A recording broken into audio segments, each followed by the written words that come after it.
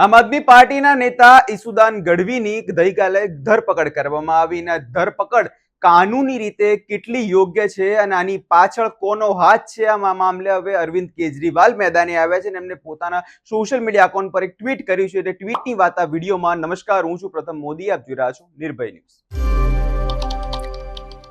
આમ આદમી પાર્ટીના નેતાઓ છેલ્લા કેટલાય સમયથી એવી વાત કરે છે કે ભાજપ દ્વારા પોલીસનો દુરુપયોગ જે છે કરવામાં આવે છે અને આપ કાર્યકર્તાઓની ધરપકડ કરવામાં આવે છે. હવે આ જ મામલાને લઈ ગઈકાલે ઈસુદાન ગઢવી જે છે ખંભાળિયા પોલીસ સ્ટેશન ગયા હતા, કારણ કે એક આપ કાર્યકર્તાની પોલીસે ધરપકડ કરી હતી અને જે બાદ હવે મામલો જે છે ગરમાતો હોય તેવું લાગે છે અને આ મામલાને લઈ અરવિંદ કેજરીવાલનું એક ટ્વીટ જે છે સામે આવ્યું છે. अरविंद केजरीवाल ने भाजपा पर आकरा प्रहारों કર્યા છે. ट्वीट में लख्यू है कि पिछले 3 महीनों में गुजरात में आम आदमी पार्टी के कार्यकर्ता के खिलाफ 145 एफआईआर हो चुकी है.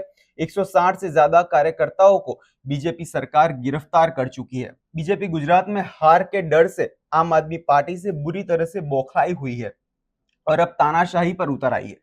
और आज हमारे राज्य अध्यक्ष ईसुदान गढ़वी को गिरफ्तार कर लिया. अब गुजरात का एक एक शख्स इनसे बदला लेगा और भाजपा का यह घमंड और अत्याचार गुजरात की जनता ही तोड़ेगी. એટલે કે જે રીતે વાત કરવામાં આવી, ઘણા બધા આપ નેતાઓનું પણ એક જ કહેવું છે કે ભાજપ જે છે અમારા નેતાઓને પકડી રહી છે, ધરપકડ કરાવી રહી છે. અને હવે આ જ મામલાને લઈ અરવિંદ કેજરીવાલે પણ સવાલો ઉઠાવ્યા છે કે છેલ્લા કેટલાય સમયથી આ જ પ્રકારની પરિસ્થિતિ છે ગુજરાતમાં જોવા મળી રહી છે. પોલીસનો દુરુપયોગ જે છે ભાજપ દ્વારા કરાવવામાં આવી રહ્યો છે અને જે નેતાઓને ધરપકડ કરાવવામાં આવી રહી છે. જે રીતે વાત કરવામાં આવે, 145 થી વધારે જે છે આપ કાર્યકર્તાઓ સામે એફઆઈઆર થઈ ચૂકી છે અને 160 થી વધારે કાર્યકર્તાઓને જે છે ગિરફ્તાર કરાવી ચૂક્યા છે. એટલે કે જો મામલાની વાત કરવામાં આવે તો ગુજરાતમાં છેલ્લા કેટલાય સમયથી પોલીસની કામગીરી પર સવાલો ઉઠ્યા છે અને સવાલો ઉઠવા યોગ્ય છે, કેમ કે જે રીતે અત્યારે પોલીસ જે વર્તન કરે છે, જે નેતાઓ સાથે વર્તન કરવામાં આવી રહ્યું છે અને આ ચૂંટણી સમયે જે રીતે આપ કાર્યકર્તાઓને અત્યારે ધરપકડ કરવામાં આવી રહી છે, તે ચૂંટણી સમયે આગળ જોવાનું એ રહેશે કે કેટલું ભાજપને ભારી પડે છે. કેમ કે જે રીતે અત્યારે અરવિંદ કેજરીવાલનું પણ ટ્વીટ સામે આવ્યું અને તેમણે પણ સ્પષ્ટ રીતે વાત કરવામાં આવી છે કે गुजरात का एक एक शख्स इनसे बदला लेगा और भाजपा का घमंड और अत्याचार गुजरात की जनता ही तोड़ेगी. એટલે સવાલો અહીંયા એ ઊભા થતા હોય છે કે જે રીતે પોલીસ સામે કાર્યવાહી કરવામાં આવતી હોય છે, પોલીસ દ્વારા કરવામાં આવતી હોય છે અને જે રીતે ગઈકાલનો આખો મામલો સામે આવ્યો ને, ગઈકાલે ઈસુદાન ગઢવી જ્યાં કાર્યકર્તાની મુલાકાતે પહોંચ્યા હતા અને ત્યાં ફરિયાદમાં એવું લખવામાં આવ્યું કે ઈસુદાન ગઢવીએ પોલીસ સાથે ઝપાઝપી કરી હતી.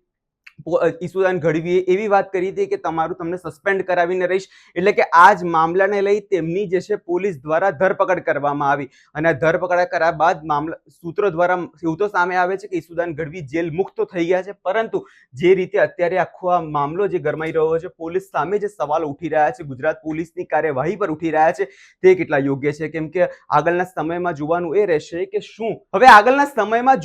રહેશે કે સ્થાનિક સ્વરાજની ચૂંટણી પહેલા જે રીતે આપ કાર્યકર્તાઓને ધરપકડ કરવામાં આવી રહી છે અને એ પર આક્ષેપો ભાજપ ઉપર લાગી રહ્યા છે. આક્ષેપો કેટલા યોગ્ય છે, શું છે મામલો, તે તો આગળ જોતું રહેશે. પરંતુ આ વિષયમાં તમારો શું અભિપ્રાય છે અમને કમેન્ટ કરી ચોક્કસથી જણાવજો. અમારી ચેનલ નિર્ભય ન્યૂઝને લાઈક, શેર અને સબસ્ક્રાઇબ કરવાનું ભૂલશો નહીં.